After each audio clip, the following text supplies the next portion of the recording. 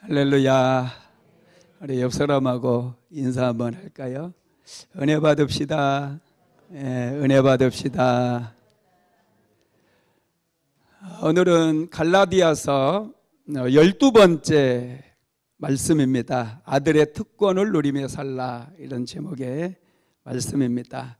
하나님께서는 예수를 믿는 우리 모든 사람들에게 아들의 특권을 허락해 주셨어요. 여러분, 아들이 되면은, 특별히 부잣집 아들일수록 굉장히 여러분 많은 것을 상속받을 수 있지 않겠습니까? 이 상속권이 주어집니다. 그리고 아버지가 살아 있을 동안에는 아버지로부터 모든 것을 공급받을 수 있는 그런 특권이 주어지는 거예요. 옆집 아들이 아무리 잘났고 아무리 똑똑해도 우리 아버지는 옆집 아들에게 옷 한 벌 사주지 않습니다. 내 아들이라야 옷도 사주고 먹을 것도 사주고 양육을 해주는 것이죠. 하나님께서는 저와 여러분을 아들로 삼아주셨어요. 그래서 우리가 하나님 앞에 나아가서 하나님을 예배하고 하나님께 구하면 하나님께서 다 채워주시고 넘치도록 부어주시는 거 믿으시기를 바랍니다. 갈라디아서 말씀은 갈라디아 교인들에게 보낸 사도 바울의 편지입니다. 왜 바울이 갈라디아 교회에 편지를 보냈느냐? 갈라디아 성도들이 사도 바울이 전했던 복음을 듣고 그들이 예수를 믿음으로 구원을 얻었어요. 하나님께서 주시는 은혜를 마음껏 받아 누리게 되었습니다. 그런데 사도 바울이 갈라디아 지방을 떠나고 얼마 되지 않아서 특별히 예루살렘에서 왔던 유대교 그리스도인들이 있었어요. 유대교에 충실한 그런 유대교를 섬기는 그리스도인들이 있었는데, 이 사람들이 갈라디아 교회에 들어가 가지고 너희들이 구원을 얻기 위해서는 예수를 믿는 것도 좋지만은 반드시 율법을 지켜야 된다. 할례도 받아야 되고 안식일 같은 그런 규례도 지켜야 된다. 그렇게 주장을 한 거예요. 그래서 정말로 그렇게 율법 조항을 지키고 또 할례도 받고 그러니까 갈라디아 교회 사람들 마음속에 정말로 자기들이 종교인이 되는 것 같은, 그리스도인이 된 것 같은 그런 느낌이 들었죠. 그런데 사도 바울은 그런 복음은 잘못된 복음이라고 얘기를 합니다. 우리가 구원을 얻는 것은 오직 예수를 믿음으로 얻는 것이지 율법을 행함이나 할례를 받음이나 이런 자기 공로가 들어가서는 안 된다는 거예요. 갈라디아 교인들은 사실은 복음도 자신들이 받아들이긴 했지만은 이 유대교를 따라가는 거예요. 예수 그리스도를 믿음으로 구원을 받는 것을 넘어서서 이제 자기들의 열심이 들어가고 자기들의 공로가 들어가게 함으로 인해서 자기 만족을 얻게 된 거죠. 그래서 바울은 그런 복음은 없다는 거예요. 그런 복음에 대해서 바울은 잘못된 것이라고 그들을 책망을 하면서 이제 그 율법에 대해서, 왜 하나님께서 율법을 주셨는가에 대해서 자세하게 갈라디아서에서 설명을 하고, 그리고 복음이 왜 필요한지, 우리는 어떤 복음을 받아들여야 되는지에 대해서 설명을 하고 있습니다. 여러분, 율법은 하나님께서 주신 것 맞습니다. 그런데 온 율법을 통해서 구원을 받으라고 하나님께서 주신 게 아니라 율법을 통해서 죄가 무엇인지를 깨닫게 하기 위해서 율법을 주셨어요. 율법은 우리로 하여금 죄를 깨닫게 만들어요. 이건 죄구나. 깨닫게 만들어주는 그런 도구입니다. 그런데 유대인들은 어떻게 하면 이 율법을 잘 지킬까? 여러분, 율법의 요구는 모든 모든 율법을 지켜야만이 의롭게 된다고 사도 바울이 지금 갈라디아서 1장에서 3장까지 계속해서 반복해서 했던 말이거든요. 율법주의로 가기 위해서는 우리는 모든 율법을 지켜야 돼요. 그래야만이 율법으로 의롭다함을 얻을 수 있습니다. 그런데 사람의 힘으로는 모든 율법을 만족시킬 수가 없습니다. 이미 그 당시 바리새인들이라든지 율법주의자들마저도 율법을 범한 게 한두 가지가 아니거든요. 그래서 하나님께서 우리를 구원하시기 위해서 그 아들을 세상 가운데 보내주시고 그 아들을 믿는 모든 사람들에게는 하나님의 자녀가 되는 그런 은혜를 내려주셨어요. 그래서 우리는 더 이상 종이 아니고 하나님의 자녀로 우리의 신분 자체가 변화되었다는 것을 믿으시기를 바랍니다. 여러분, 그럼에도 불구하고 많은 믿음의 사람들조차도 초대교회 당시도 마찬가지고 오늘날도 마찬가지고 자꾸 율법의 아래 있을 머물려고 그래요. 사람들을 말씀으로 율법으로 판단을 하고 정죄를 하는 경우가 오늘날도 꽤 많이 있습니다. 그런데 여러분, 율법의 제조주 아래 있으면 율법 아래 있게 되면 굉장히 끔찍해요. 왜냐하면 율법은 하나님의 은혜를 헛되게 만들어버리기 때문에, 그리고 성령의 일을 육체로 만들어버리기 때문에, 그리고 예수님의 십자가를 저주로 바꿔버리기 때문에, 여러분, 나무에 달린 자마다 저주를 받은 자라고 그랬잖아요. 율법은 십자가마저도 저주로 바꿔버리는 거예요. 그래서 사도 바울이 오늘 본문에서도 그런 말씀들을 우리에게 설명을 해주고 있습니다. 우리는 이미 예수님을 믿음으로 하나님의 자녀가 된 거 믿으시기 바랍니다. 그러면 우리에게 중요한 것은 뭔가? 그것을 살펴보겠는데, 첫째는 우리가 하나님의 유업을 이을 자라는 것을 알아야 된다는 거예요. 자, 본문 4장 1절 한번 읽어봅시다. 내가 또 말하노니 유업을 이을 자가 모든 것의 주인이나 어렸을 동안에는 종과 다름이 없어서. 아멘. 하나님의 아들이 된, 여러분, 유업을 이을 자가 바로 하나님의 아들을 얘기하잖아요. 하나님의 아들이 된 사람들은 모든 것의 주인이라는 거예요. 그렇지만은 아직 어렸을 동안에는 후견인과 청지기 아래에 있게 만든다는 거죠. 예를 들면 재산이 많은 부자가 있어요. 그 부자가 질병에 걸려서 얼마 살지 못합니다. 근데 아들이 너무 어려요. 그때 이 부자는 유서를 씁니다.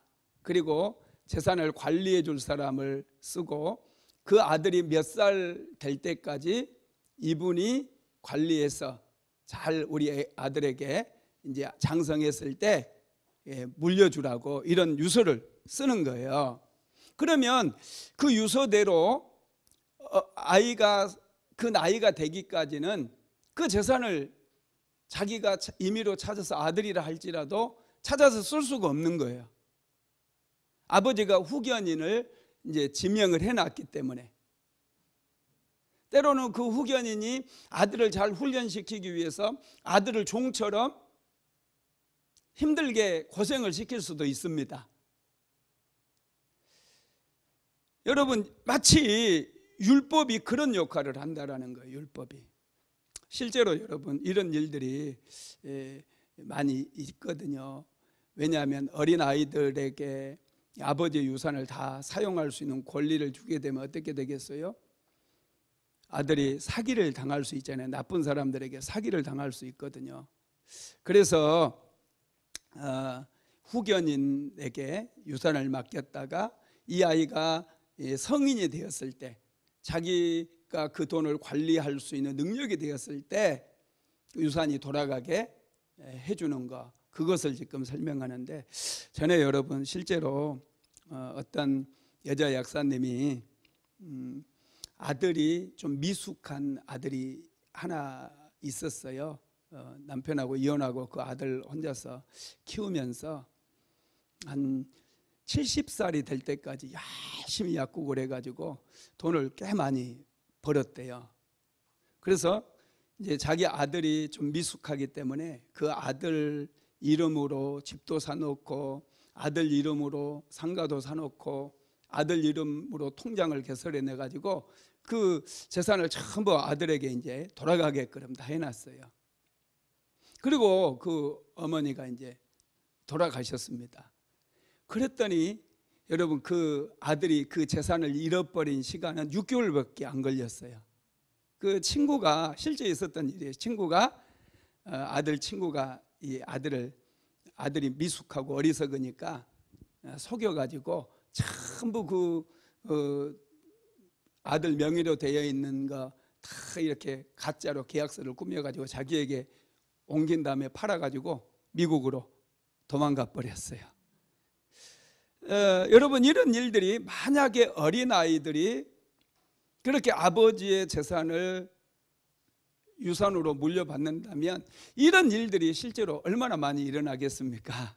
그래서 아이가 장성하기까지 아버지는 후견인을 세워가지고 재산을 아들이 성인이 될 때까지 지키게 하고 성인이 될 때 재산권을 행사할 수 있도록 그렇게 지시를 받아야 된다는 거예요. 그래서 2절 한번 읽어볼래요? 2절 시작.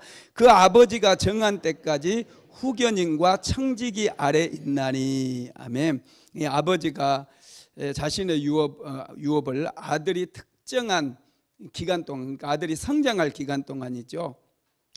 그때까지 후견인과 청지기를 세워서 이제 아들이 성장하기 했을 때 그 유업이 돌아가도록 그렇게 만들었다라는 것이죠.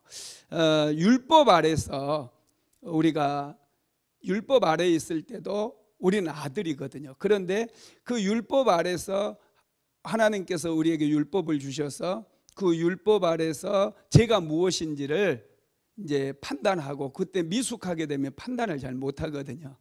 그래서 판단하고 그 은혜가 얼마나 소중한가를 깨달을 때 여러분 은혜의 복음을 우리에게 주시는 거예요. 그래서 율법 아래서는 하나님의 뜻이 무엇인지 또 죄가 무엇인지를 배워야 하는, 그래서 유대인들에게는 그 시간들이 필요했어요.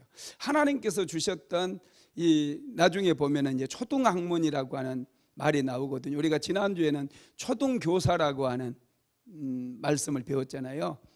오늘 우리가 읽은 본문에는 초등학문이라고 하는 말이 나오는데 3절 한번 읽어볼까요? 3절. 이와 같이 우리도 어렸을 때 이 세상의 초등학문 아래에 있어서 종노릇하였더니. 여기서 이 초등학문이라고 하는 것은 우리가 예수님을 믿기 이전에 이제 따랐던 그런 어떤 종교 사상이나 철학이라든지 어떤 삶의 가치관들을 얘기를 합니다. 이 초등학문 중에서 가장 으뜸이 되는 게 뭐냐면 그게 율법이었어요. 율법도 복음이 오기 전에는 초등학문에 불과했습니다.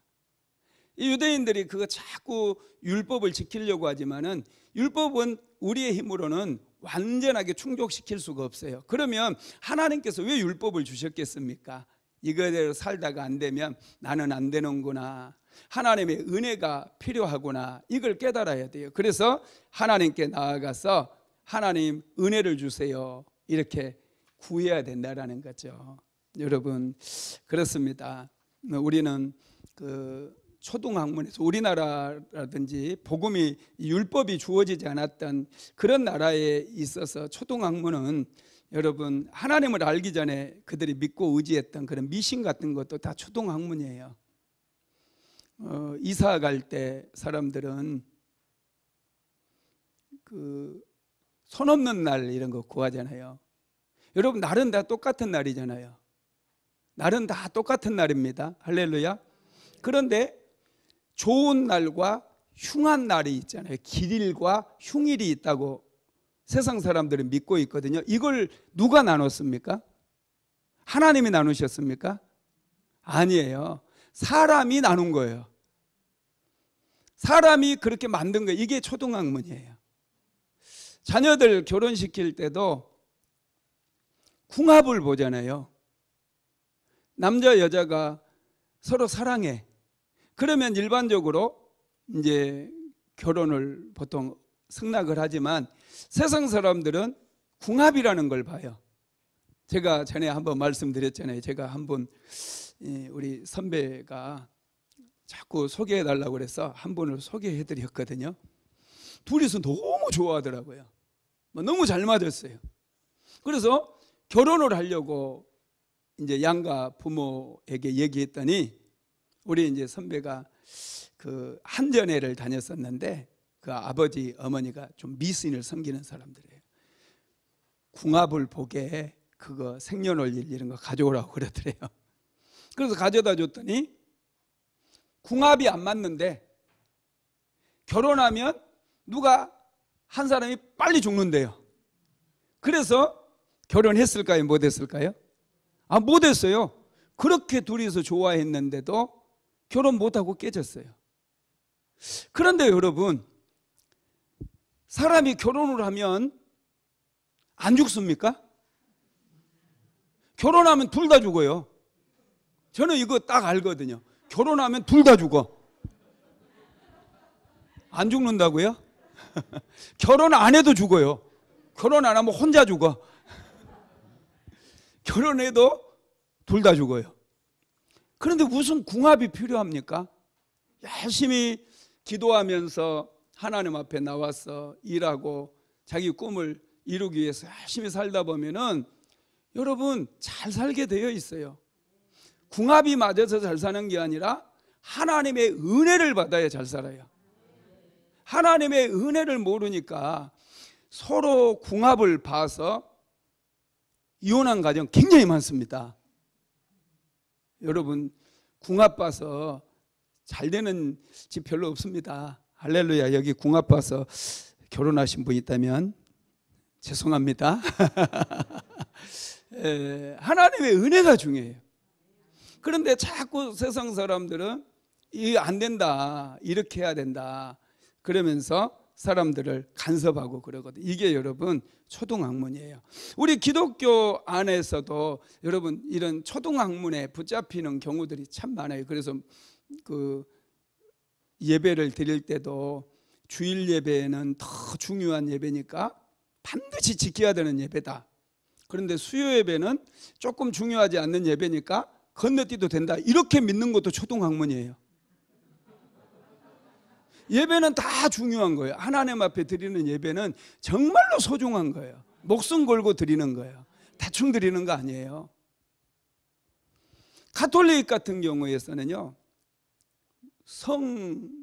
성자들이 많아요. 거기는 사람을 신에 반열했다고 올려. 그래서 가톨릭에는 이제 구원이 없다 막 그래 얘기하거든요. 사람은 거룩해질 수 없어요. 성자를 붙이면 안 돼요. 거룩할 성자를. 사람은 죄인이에요. 어거스틴도 죄인이고 토마스 아퀴나스도 죄인이고 지금 교황 누군가요? 그 교황도 죄인이에요. 그런데 신기하게 교황이 죽으면 성자를 붙여줘요. 성 바울로 뭐 이렇게. 사람은 교황이 아니라 교황 할아버지라도 그렇게 주지 않아요. 죄인이에요. 그래서 가톨릭에서는 성자들의 날을 딱 정해요. 예수님의 어머니가 누군 줄 아세요? 예수님의 어머니 마리아죠.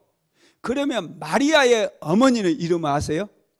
가톨릭에 가면 마리아의 어머니가 있어요. 성 안나라고 그래요. 안나. 그래서 성 안나의 축일, 성 안나의 그런 날들이 있어요. 그런 날을 기념해 가지고 그 성 안나를 예배해요. 그리고 기도도 성 안나의 이름으로 구합니다. 이렇게. 그건 우상숭배지 그게. 이게 여러분 세상의 초등학문이라는 거예요. 이런 것들이. 여러분 우리는 그런 거 필요 없어요. 성 박찬선 목사의 날 만들지 마세요. 이건 절대로 안 되는 거예요. 우리 한경직 목사님이라든지 또 조영기 목사님이라든지 정말 훌륭하신 목사님들 많지 않습니까? 그런 분들에게 성 한경직 이런 거 붙이는 거 봤어요? 아니에요. 그런 거 안 붙여요. 뭐 기념일도 안 해요. 기독교는 그런 게 아니거든요. 여러분 이런 게 다 초등학문이 되기처럼. 여러분, 하나님은요, 우리가 초등학문 아래에서 종처럼 살아갈 때 우리를 긍휼히 여기셔요. 그래서 아들을 보내주신 거예요. 그래서 하나님의 아들 예수님을 이 땅에 보내주셔가지고 누구든지 예수를 믿으면 하나님의 자녀가 되는 그런 은혜를 우리에게 주셨다는 것이죠. 두 번째로, 하나님의 정하신 때가 찰 때까지 자신을 돌보며 기다려야 된다는 거죠. 자, 4절에서 5절 읽어볼까요? 때가 참에 하나님이 그 아들을 보내사 여자에게 나게 하시고 율법 아래에 나게 하신 것은 율법 아래에 있는 자들을 속량하시고 우리로 아들의 명분을 얻게 하려 하심이라. 아멘. 우리가 복음을 받은 후에 느끼는 게 뭐냐면은, 복음이 참 좋아요. 구원받은 거 너무 감사해. 예수 믿으면 구원받는다 하면 참 감사하거든요. 그런데 꼭 이런 질문하는 분들이 있어요. 예수 믿어야 구원받고 예수 믿어야 천국 간다고 한다면 세종대왕은 구원받았나요? 못 받았나요? 이순신 장군은요? 이렇게 물어보신 분들이 있어요. 그렇게 훌륭한 분들은 그러면 지옥 갔다는 말입니까? 막 이렇게 따져요, 저한테. 여러분, 그런데 참 놀라운 것은요, 성경에서 우리에게 말씀해 주고 있는 것은 때가 찼다고 그러잖아요. 4절에 보면 때가 참에 하나님이 그 아들을 보내사 여자에게서 나게 하시고 율법 아래에 나게 하신 것은 율법 아래에 있는 자를 속량하시고 우리로 아들의 명분을 얻게 하려 하심이라. 때가 참에 하나님께서 그 아들을 보내셨고 때가 참에 복음이 오늘 우리에게까지 전해지게 만들었다는 거예요. 이걸 여러분, 우리는 좀 더 깊이 생각해 봐야 돼요. 우리가, 여러분 생각은 어떠세요? 이 대한민국에 그래도 다른 분은 몰라도 저도 세종대왕 굉장히 존경하거든요. 세종대왕 너무 존경해요. 왜요? 한글이 없었더라면 어떻게 될 뻔했어요. 이 한글이 있기 때문에 우리나라 고유의 문화가 만들어지는 거고, 그래서 오늘날 여러분 이 한류가 뭐 다 휩쓸 수 있는 거, 전 세계를 막 돌풍을 일으킬 수 있는 거거든요. 한글은 정말 기가 막히지 않습니까? 이 글자 중에서도 이렇게 과학적인 글자. 그래서 저는 세종대왕에게 자다가도 가끔씩 감사해요. 한글을 만들어줘서 너무 감사한 거예요. 그러면은 이런 세종대왕은 또 국민들을 위해서도 애민 정치를 탁 펼치고 국민들을 위해서 이렇게 한글도 만들고 또 많은 그 혜택을, 국민들에게 좋은 혜택들을 많이 줬잖아요. 그러면은 이런 분들은 구원을 받아야 너무나 당연한 것 같아요.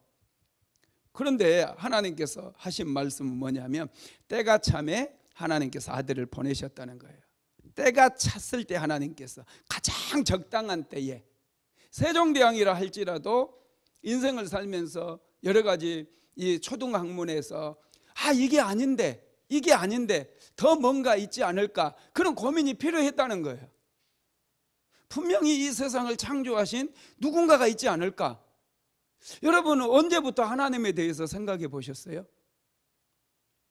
예수 믿기 이전에 뭔가 이 세상에는 우리 눈에 보이지는 않지만 저 태양을 창조하고 이런 꽃들을 창조한 어떤 분이 있지 않겠는가, 이런 생각을 언제부터 해보셨어요?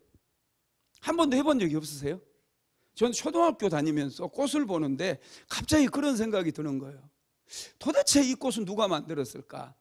틀림없이 이것은 우연히 이런 꽃이 피지 않을 것이다. 누군가가 만들었을 거다. 왜냐하면은 별로 중요하지 않은 허접한 것들도 누군가가 만들어야 존재하잖아요. 이런 강대상도 이거 물론 나름대로 잘 만들긴 했지만은 이거 나도 웬만한 거 만들어요. 톱으로 잘라가지고. 근데 이 꽃은 절대로 만들 수가 없어요. 이 풀 한 포기도 자세히 들여다보면은 이거 분명히 뭔가 있다. 이런 것을 어린 아이들도 느낄 수 있는 거다니까요. 그러면 인생 살면서 뭔가 고민이 더 깊어져야 되지 않겠어요?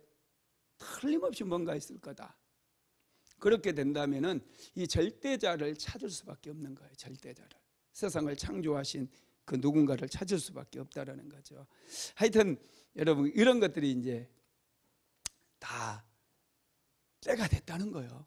그렇게 찾는 사람도 많아졌고 때가 되었다는 거예요. 그래서 하나님께서 그 아들을 세상에 보내신 거예요. 하나님은 아무 때나 보내신 게 아니에요. 그 기간 동안에 하나님께서는 자신들의 죄성을 보게 했어요. 나는 죄를 안 지으려고 해도 계속해서 죄에 넘어지는구나. 내 힘으로는 이 죄의 문제를 극복할 수 없구나. 이런 생각들을 여러분 종종 우리가 하지 않습니까? 그런 생각할 수 있는 많은 시간들을 하나님께서 주셨다는 거예요. 그리고 이제 때가 찼을 때 하나님께서 그 아들을 세상 가운데 보내셨다라는 것이죠. 그리고 그 아들을 여자에게서 5절에 보면은 여자에게서 나게 하셨다 그런 말씀이잖아요. 여러분 여자에게서 나게 하셨다라고 하는 뜻이 뭘까요? 인간으로 태어나게 하셨다는 거예요.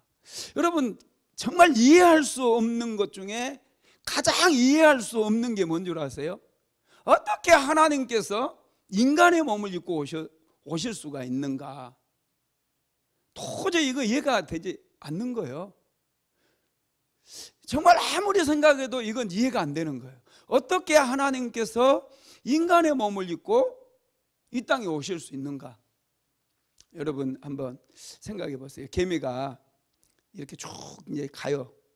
계속 가는데 이 줄지어서 이렇게 쭉 가는데 이 함정이 있는지도 모르고 계속 가가지고 툭 떨어지고 죽고 툭 떨어져 죽고 툭 떨어져 죽고 툭 떨어져 죽고 다 죽는 거. 그래서 사람이 야 개미야 너 그리 가지 마. 거기 가면 떨어져 죽는다니까 절대로 가지 마. 사람의 말을 개미가 알아들어요? 못 알아들어요? 알아들어요? 못 알아들어요? 못 알아듣잖아요. 아무리 얘기를 해줘도 사람의 말을 못 알아들어. 그래서 사람이 이제 그런 능력이 있다고 생각합시다. 개미가 될 수 있는 그런 능력이 있다고 생각해요. 그래서 개미로 딱 됐어. 그래가지고 개미의 언어로 얘들아 이리 가면 떨어지니까 나를 따라와. 이렇게 할 수는 있겠죠, 그죠? 개미로 내 자신을 개미로 만들어가지고 할 수 있다면은 그렇게 할 수 있겠잖아요. 그런데 여러분 이제 개미로 되면은 개미랑 같이 살아야 돼. 그럼 여기 개미 될 사람이 있어요, 없어요? 없잖아요. 여러분 똑같은 거예요. 하나님께서 그 존귀하신 하나님께서 인간의 몸을 입고 오신다라는 거. 여러분 우리는 죄인이기 때문에요. 이 죄의 옷을 입고 온다라는 거 이게 여러분 도저히 이해가 안 되는 거예요. 이게. 그래서 사람들이 안 믿어요. 여러분들이 이해돼가지고 믿은 줄 아세요? 아니에요. 믿고 보니까 이해가 된 거예요. 우리는 그냥 얘기하니까 믿어버렸어. 믿었더니 이게 하나님의 말씀 읽다 보니까 성령께서 감동을 주시니까 그게 이해가 되는 거예요. 사실은 세상 사람들에게 얘기하면요 도저히 어떻게 동정녀의 몸에서 이 여자의 몸에서 이 사람이 아들이 태어날 수 있는가? 이거 말도 안 된다. 이해가 안 되는 거예요. 여러분 그렇습니다. 하나님께서 그 아들을 사람으로 여자의 몸에 이렇게 태어나게 하셔서 인간이 되게 하셨어요. 그리고 율법의 모든 요구를 다 만족시켰어. 그리고 십자가에 못 박혀 죽게 하신 거예요. 왜 그랬느냐면 하나님께서 그 아들과 약속을 하셨죠. 아들이 인간의 몸을 입고 세상에 와서 율법의 모든 조건들을 다 충족시키고 이제 십자가에 죽으면은 아들을 믿는 모든 사람들에게 하나님의 자녀가 되는 그런 은혜를 주겠다. 여러분 그것 때문에 예수님께서 이 땅에 오셔가지고 인간의 몸을 입고 오셔서 십자가에 못 박혀 죽이셨잖아요. 그래서 저와 여러분이 예수를 믿게 되면 구원을 얻을 수 있는 거예요. 자 5절도 읽어봅시다. 5절 시작. 율법 아래에 있는 자들을 속량하시고 우리로 아들의 명분을 얻게 하려 하심이라.